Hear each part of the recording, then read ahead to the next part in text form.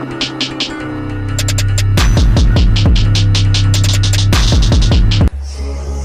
it shall come fast.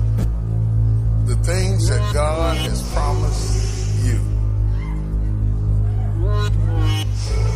shall, not might, shall come to pass. Now, your ability to believe that determines your ability to receive that. Hear me. If you don't believe that, you won't receive that. You really do have to be fully persuaded in your heart that it shall come to pass. I have never, ever in my life believed that I was supposed to be broke. Now, you know that. I have been broke. Broke. So broke I didn't have all the letters to spell broke. I have never believed I was supposed to be broke. I have never believed I was supposed to be sick. Consequently, whenever I was sick or broke, I had a violent reaction to either one of them.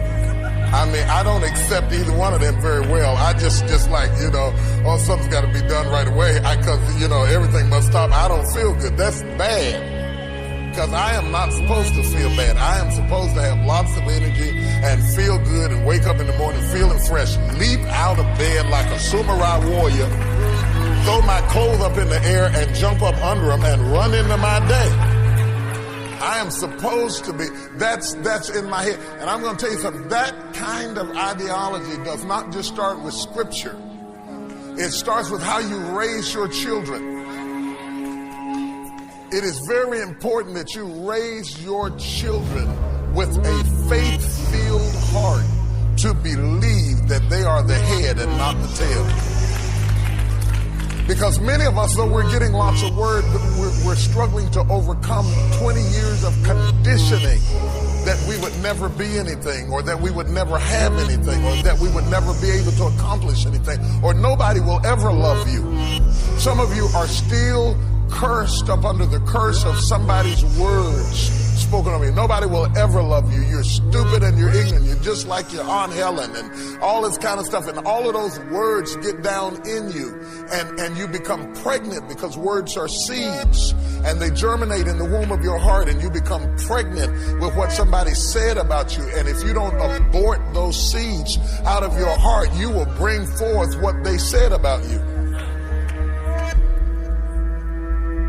And a lot of your time, the reason that you've been slowed down some and other people have received more readily than you, some of them didn't have to overcome what you had to overcome mentally. The Bible said in Romans that you had to be transformed by the renewing of your mind. Well, some people's mind didn't have to be as transformed as yours did because they weren't as scarred in some of the places that you were scarred.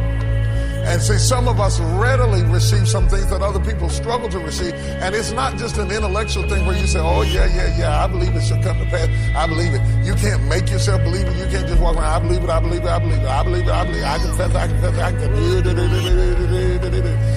It has to be a conviction in your spirit. Something deep down inside of you that you really do believe it shall come to pass. I didn't say I'd never been sick. I didn't say I'd never been broke. I'm not saying that. I have been both. But I never did accept that as something I was supposed to live with. I just didn't believe it. I never did believe it. That's why I didn't like it. I didn't like it one little bit. My wife used to console me. Maybe it don't matter where we live. Long we together, it don't make no difference. There's no water on it. It don't make no difference. The tennis shoes got a hole in it. You got beautiful feet and all that kind of stuff. And I appreciated the consolation.